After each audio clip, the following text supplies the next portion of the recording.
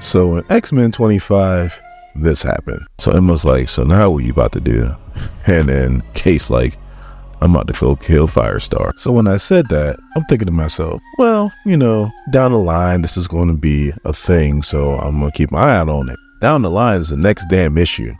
And the way this goes down is crazy. My name is Dorian, this is SEM Comics, and we are continuing our coverage of the Fall of X with X-Men number 26. So the story starts off with Wilson Fisk and Typhoid Mary. Now, Wilson Fisk, the Kingpin, has done some despicable things. It's starting to catch up to him a little bit, and he had to do some running from his enemies. And what's the best place to hide? Well, the island of Krakoa.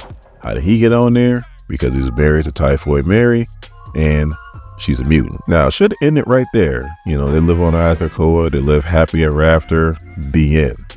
No, Orcus had other plans. They come in and they start killing all the mutants, or as many as they can. Omega Sentinel either didn't know or didn't care who Wilson Fisk was. She pretty much jawed him and told him, get in the corner, human. And you know, sooner or later, there's going to be some get back on that one. So he's talking to one of the ambassadors of the United Nations, the one from Ireland, and he's trying to tell him, hey, when I tell you, this is what you need to do. And the ambassador Ireland's like, why would I listen to you?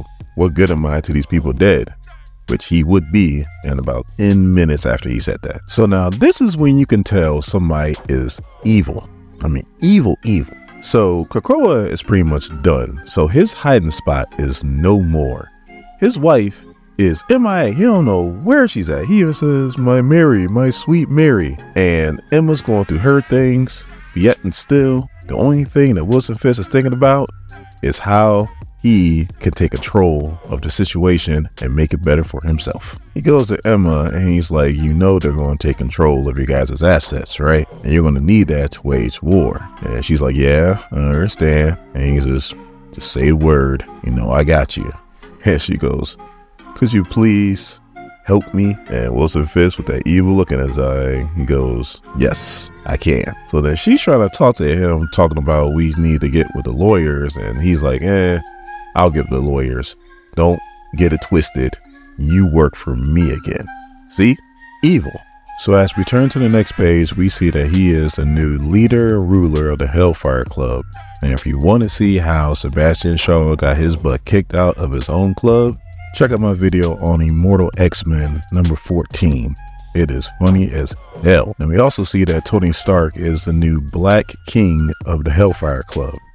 When the hell would you ever think Wilson Fisk and Tony Stark will actually work together? But if you know the things are going on with Tony Stark, and I wish I could cover it, but we're covering so much, I just cannot fit it in there. But eventually, we will go back and we will cover all of what's going on with Iron Man, especially during this run right now. He's pretty much using the Hellfire's resources, because his has been diminished greatly, so that he can build himself a new Iron Man suit so he can get some get back at Phelon. So the brown haired chick, Miss Kendall, who is Tony Stark's assistant, is really Emma Frost in disguise. So she pulls him into this room and starts talking to him. So Emma's like, I know you have some optics in the Orcus. Is it Firestar? So Tony's like, I thought we agreed not to compromise what each of us are doing. So Emma's like, okay, you're right. Well, if she is your mole, you might want to give her a call, because she is being targeted by a mutant assassin that she has no hope of surviving.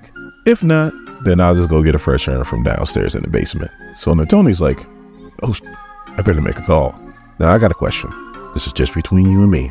Don't worry, nobody else is watching. So if you remember back during Hellfire Gala, when Jean Grey was dying and she gave Firestar this mission, she distinctly said that this is going to be a really dangerous mission, because nobody else is going to know about that you're really working for the mutants other than me, and I'm about to die. So how the hell does Tony Stark know about this? Now, this is Jean Grey, so she could easily send like a mental message to Tony Stark, and maybe in her Jean Grey one shot, or you know, her Jean Grey series, or maybe even in Invincible Iron Man, she might have did that, because you know, I'm currently not reading either one of those books. And if she did and you know about it, please let me know in the comments. But if she didn't, then are we just to assume that she did and she did it off panel? Like, I'm confused here.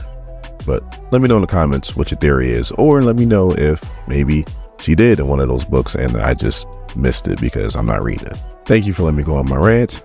Now back to the story. So on the next page, we have Miss Marvel. Now, she never came out announcing that she's a mutant, which is a good thing. And because of Emma, nobody knows that she actually died. So she sees these two dudes beating up on this girl, calling her a mutie, and she was about to attack using her powers, but then she thought about it. She was like, I better not. And then she does the next best thing. She grabs her phone and she's like, I'm recording everything. And they run off talking about, you're going to get yours, mutant lover. And then the crazy part about it is the girl that was beaten up, she's not even a mutant. She just has alopecia, so her skin looks different. But now it's main event time. So we see that Shadowcat made it to the Orchis satellite called the Bloom. She was stowaway on an Orchis ship, and she used her power to hide in the hull, and she was breathing using scuba gear. Now, once she sets foot on the satellite, the system automatically picked her up. So, and they're like mutant detected. But she's not worried, because what she has to do, it's not going to take her long. She's going to be in and out in no time. Now, Firestar got the phone call from Tony Stark, but unfortunately, it was too late. She's already there. And she's like, oh God. And I'm thinking to myself, you don't know the half. Now, I can show you what she did to some elite Orchis agents. What she did in the last book, I don't have to, because she gets down in this book too. And like I did in the last book, let me just warn you right now, there is about to be gratuitous violence. So, viewer discretion is advised. So there's some Orchis agents that start shooting at her, and obviously, the laser beams phase right through her. She hits this one Orchis agent, and it looks like she pretty much breaks his neck like with one strike, which is crazy. So she pops the other one, and then she grabs him by his ankle, and then just phases half his body outside the ship, and that was the important half, while the other half stays in the ship. So he's pretty much cut in half, and his guts are pretty much hanging out, floating in space. And then she just walks through his blood. So Firestar, for those of you who don't know who she is, she uses microwave radiation. So take your microwave and now times it by 100,000. That's Firestar. That's how hot she can get. Not quite as hot as Johnny Storm, but she gets close. And this is, you would think somebody that wouldn't be worried about Shadowcat, but she is definitely worried about Shadowcat, and she has all reason to be, because even though she has that power, it won't mean a thing, and you're about to see right on the next page. Now, mind you, I just gave you her power, so why is she holding like a phaser gun? Like, what does she need a gun for? She shouldn't. But that's how worried she is of Shadowcat, and she's like, Shadowcat, if you're Kitty, if you're outside, we need to talk. But Kitty ain't playing no games. She phases her body, and she goes on the outside and then through the back and kicks her right in her damn head. So then she's like, wait, Kitty, we really do need to talk. And Kitty's like, the only thing I want to hear from you is your last breath. And she jawed her. So Firestar ain't got no choice. She turns on her powers. And Kitty takes her sword and phases it right through Firestar's head. So even though her powers are turned on and she's hot as hell right now, it doesn't mean anything because right now the sword is intangible. But as soon as Kitty makes it tangible again, it's in her head and she's going to die instantly. So as this is going on, Firestar is explaining everything that went down at the Hellfire Gala and what Jean did. And she's like, and she said that nobody was going to know and so on and so forth and all kinds of other stuff. And she goes and she's thinking to myself, but if this is how it's going to go down, I guess this is how it's going to go down. So she just turns on her power and she turns it on super hot. So Firestar backs up and looks like Shadowcat's about to strike her, and she stops right at her neck, and then she goes, are you kidding me? That story sounds exactly what Jean would do. And Kitty goes, that last punch was 4 appearances. And Firestar's like, good fight. Kitty's like, for me, you good? And Firestar's like, I'll live. So then Firestar is like, so who survived the mutant massacre? And Kitty's like, I don't know. And if I did know, I wouldn't tell you. Everything is on the need-to-know basis. So then Firestar is like, so after all this, you still don't trust me? Kitty's like, it's not about trust. It's about running an effective resistance. Don't take it personal. So Firestar is like, okay, fine. Just tell the others that I'm on your side. And Kitty's like, absolutely not. This is good for your cover. It's good for you to fight us once in a while. So then Kitty's like, look, don't get it twisted. I can kill you anytime I want to.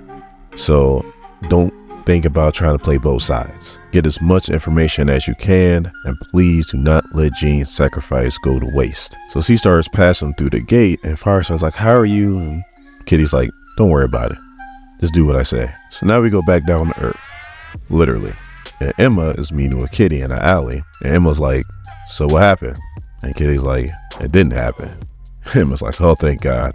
Did you find anything about Scott? And Kitty's like, it didn't come up, but I'm getting closer. And Emma's like, hey, it don't matter. I'm going to blow this cover of mine, and we're going to kill every Orchis person that were responsible for what happened. And when you turn the next page, one of them is right in front of her, which is Phelan. And it looks like she's about to do something. And I guess Tony Stark saw that and then grabs her by the arm and then takes her away. So he takes her into another room and he's like, look, you can't be doing this. You know, like, we built up too much. We got too many things going on for you to just blow your cover like this. And then Emma's like, look, you need to get out of my way. And she takes off her ring. And Tony Stark is like, you don't dare touch my mind. And Emma's like, I don't need to touch her mind, and knees him right in the nuts. So Phelan walks in and is like, what the hell's going on? Like, are you marrying her? Because somehow, some way, her ring winds up in his hand. And he's on one knee holding his nuts, and it looks like he's proposing to her. So now it looks like that Tony Stark and Emma are about to get married. Emma's like, Kitty, something came up. I'm sorry. And then Kitty starts walking away and goes, me too, Emma. Me too.